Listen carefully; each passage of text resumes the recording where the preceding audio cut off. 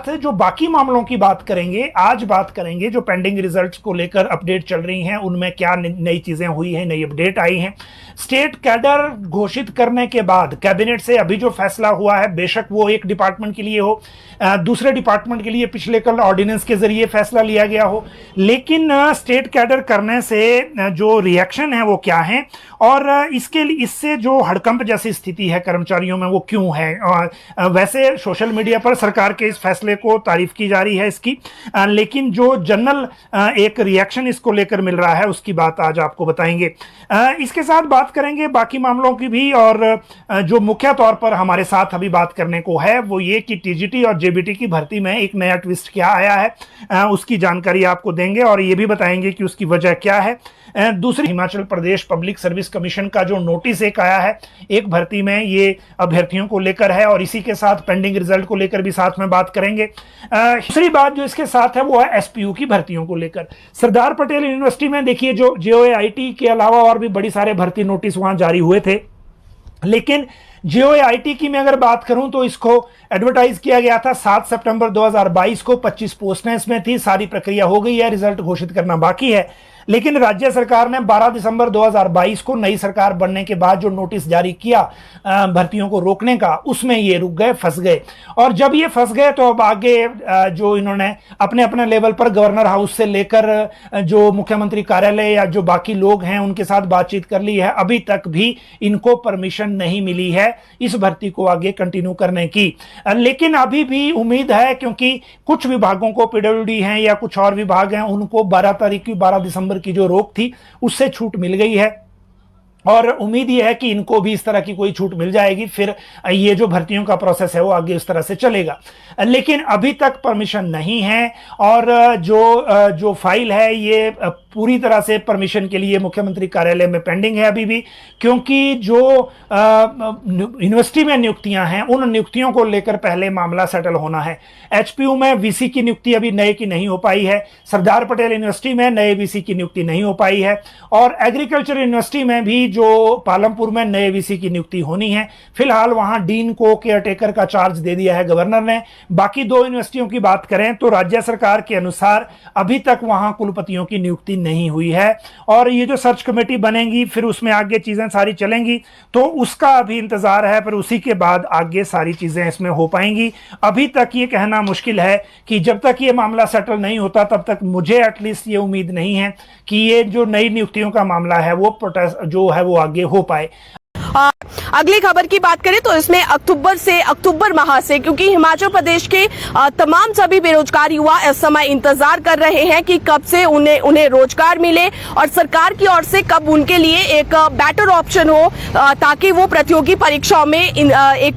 हम ये कहें कि भाग ले सके। क्योंकि आप खुद सोचिए कि हिमाचल प्रदेश में कितने सालों से एग्जाम नहीं हुए हैं, कॉम्पिटिटिव एग्जाम की डेट्स नहीं निकली है, पहले कमीशन को रद्द किया गया और उसके बाद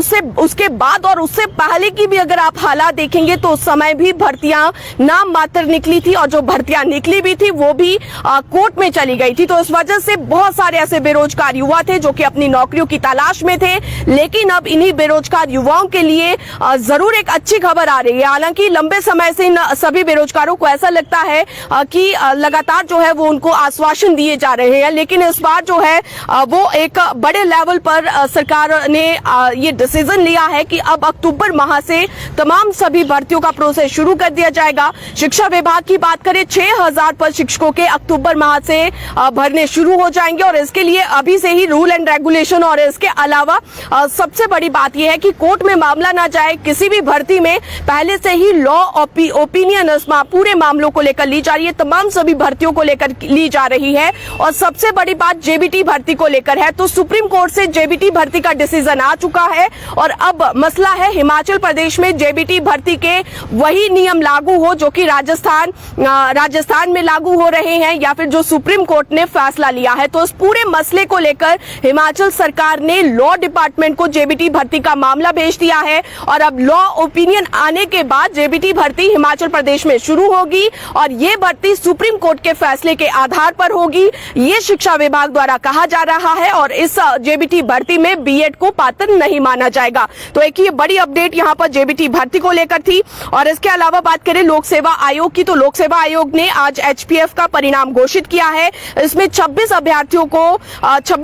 इस परीक्षा में पास हुए हैं और आयोग ने ऑनलाइन वेबसाइट पर भी इनका रिजल्ट घोषित कर दिया है। और 3 अभ्यर्थियों को एचपीएफ की पहली, दूसरी और तीसरी परीक्षा में छूट दी गई है और आयोग सभी रिजल्ट परिणाम घोषित करने में अब जुट चुका है। और धीरे धीरे जो रिजल्ट पेंडिंग भी अभी तक पड़े हुए हैं, वो रिजल्ट भी ये कहा जा रहा है कि 15 सितंबर से पहले आयोग की ओर से घोषित कर दिए जाएंगे। अगली खबर की बात करें तो अदानी के खिलाफ अब हिमाचल प्रदेश में जो लोक सेवा आयोग, पब्लिक सर्विस कमीशन का एक नोटिस है। यह नोटिस वही है एचआरटीसी कंडक्टर की भर्ती में जिसकी जानकारी हमने आपको 3 दिन पहले दी थी कि क्योंकि हमीरपुर आयोग से जो ओएसडी से एक सीडी आई थी वो क्रॉस मैच कर लिया था पब्लिक सर्विस कमीशन ने। और क्रॉस मैचिंग के बाद इसमें जो 968 के आसपास जो है वो लोग बचे थे, 968 ही हैं जिनका फीस का रिकॉर्ड नहीं मिला था क्रॉस मैचिंग के बाद भी, तो उनको 1 हफ्ते का टाइम दिया है, वो अपनी फीस का सबूत दे दें, नहीं तो फिर फीस भर दें ताकि उनकी जो आगे उनको परीक्षा को देकर अलाउ करना है उसके बारे में जो बिजली बोर्ड है वो फैसला ले सके। तो ये दूसरी अपडेट है। इसके बाद जो अगला अपडेट है उसकी अगर हम बात करें तो उसमें जो है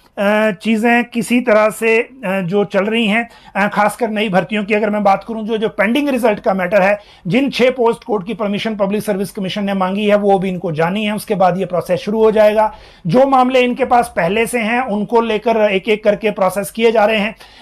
जो अगला महीना है सितंबर, उसमें बहुत सारी जो परीक्षाएं हैं वो निकल आएंगी जिनका इंतजार कर रहे हैं जिन पोस्ट कोड का, और जिनमें जो एफआईआर या फिर इंक्वायरी का कोई मैटर नहीं है। जहां तक दूसरी मैटर है विजिलेंस की इंक्वायरी वाले, तो वो पहले राज्य सरकार को क्लियर करने हैं। जिस तरह से चीफ सेक्रेटरी ने कहा था कि एफएसएल की रिपोर्ट आएगी, उसके बाद फिर विजिलेंस कुछ कहेगी और फिर आगे बात जाएगी, लेकिन अभी तक उसमें कोई नई अपडेट हमारे सामने नहीं है। सेक्रेटरी होम ट्रांसफर हो गए हैं, नए आ गए हैं, बीच में अभिषेक जैन आ गए हैं। अभिषेक जैन की जो रिपोर्ट थी उसी के आधार पर हमीरपुर आयोग को बंद किया गया था, अब वो सेक्रेटरी होम है। और जो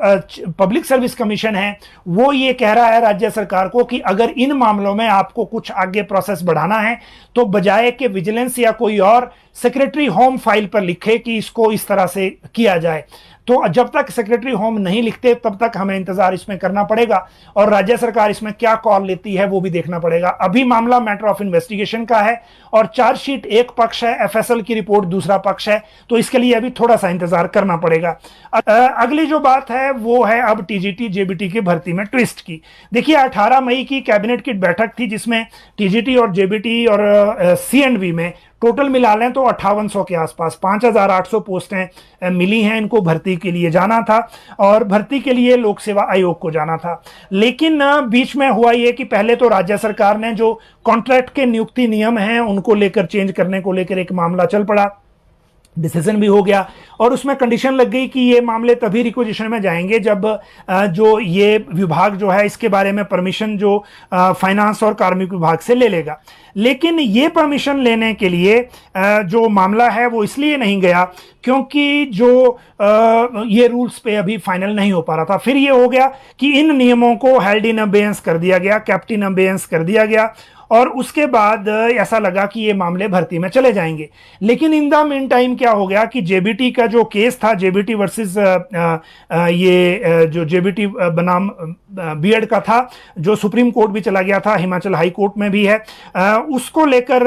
विवाद खड़ा हो गया। और इस विवाद में फिर जो शिक्षा मंत्री हैं जब ये जेबीटी के अभ्यर्थियों से मिले, हालांकि ये मुलाकात भी थोड़ा लेट हुई, उसके बाद ये कर लिया गया कि पहले बीएड के वेट कर लेते हैं। जब बीएड का रिजल्ट आ गया ये सुप्रीम कोर्ट से जो जेबीटी की फेवर में गया, तो ये मामला अब हिमाचल हाई कोर्ट में भी लगा हुआ है और हिमाचल हाई कोर्ट में जो डिवीजन बेंच में है वहां 1 सितंबर को ये तय हुआ है सुनवाई के लिए। और इसी कारण जो 1 सितंबर की जो सुनवाई है इसका वेट करना पड़ेगा और इसके बाद जो डिसाइड होगा उसके बाद राज्य सरकार फैसला लेगी। इन द मीन टाइम जो दीपक सानन की कमेटी ने रिपोर्ट दे दी और ये रिपोर्ट जो है वो राज्य सरकार को पसंद भी आई। ऐसा लग रहा है कि इस रिपोर्ट को अगर लागू कर दें तो जो भर्ती का प्रोसेस है वो फास्ट हो जाएगा, उसमें ज़्यादा डिले नहीं होगा। इसी प्रोसेस को फास्ट होता देख अब राज्य सरकार ने थोड़ा सा इसको होल्ड करने का सोचा है, ताकि फिर एक साथ ये भर्तियां हो पाएं और एक साथ इस सारे मामले में नियुक्तियां की जा सकें। और यही वजह है कि अब इसमें थोड़ा सा ट्विस्ट आया है। मुझे लगता है कि 1 सितंबर को जो डिसीजन आएगा या 1 सितंबर में को जो होगा, उसके बाद राज्य सरकार क्लियरली इसमें डिसीजन ले पाएगी कि इसमें आगे किस तरफ को बढ़ना है और किस तरफ को इसके बारे में आगे जाना है। जहां तक अगले मामलों की बात है, तो देखिए अब बात करते हैं स्टेट कैडर वाले मामले की। और स्टेट कैडर के मामले की इसलिए बात करना जरूरी है क्योंकि कैबिनेट में जब चीजें हुई थी तो उसमें कुछ चीजें ऐसी बाहर आ गई थी जिसको लेकर अभी भी जो सिचुएशन है वो ऐसी नहीं है कि जिसमें हम ये कह सकते हैं कि क्लैरिटी के साथ वो हो। और अभी जो एक डिसीजन आया है वो तो ये है कि ऑर्डिनेंस के जरिए राज्य सरकार ने नगर निगम के जो कर्मचारी हैं उनको स्टेट कैडर में डाल दिया है। जब विधानसभा का मॉनसून सेशन आएगा तो मॉनसून सेशन में फिर ये होगा कि जो इसमें किस तरह से आगे बढ़ना है, जब इसका बिल बना लेंगे और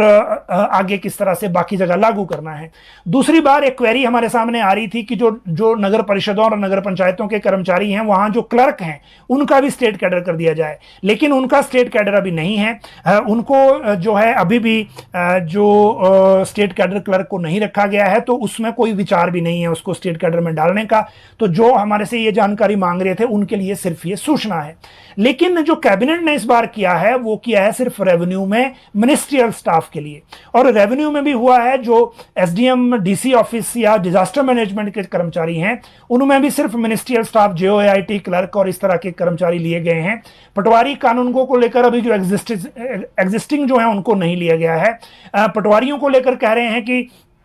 कैबिनेट में ये कहा गया है कि जो अभी जो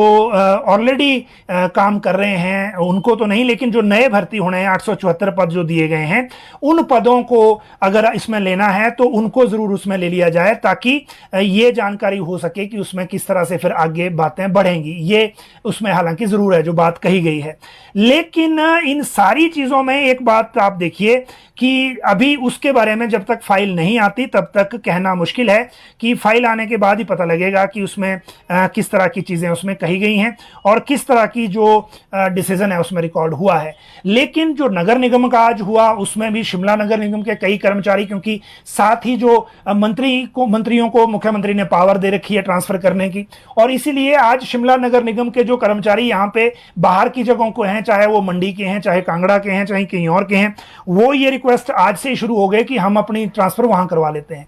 और दूसरी तरफ जो एक इंटर डिस्ट्रिक्ट जो ट्रांसफर ये हो जाएगी फिर स्टेट कैडर बनाने के बाद, तो जब वो वहां जाएंगे तो उनका सीनियरिटी का मसला कैसे सेटल होगा, ये अभी डिपार्टमेंट की तरफ से किसी भी डिपार्टमेंट ने क्लैरिटी के साथ नहीं रखा है और उसकी गाइडलाइन भी जारी नहीं की है। तो ये अलग एक मैटर है। तो इन सारी चीजों को देखते हुए अभी कुछ कंफ्यूजन जरूर है, लेकिन मुझे लगता है जब ये विभाग नोटिफिकेशन करेंगे स्टेट कैडर की तो उसमें जरूर ये क्लैरिफाई करेंगे कि दूसरे जिले में जब कर्मचारी जाएगा तो उसकी जो सीनियरिटी है और जो बाकी मसले हैं वो किस तरह से मेंटेन होंगे। ये एक इंपॉर्टेंट मैटर है।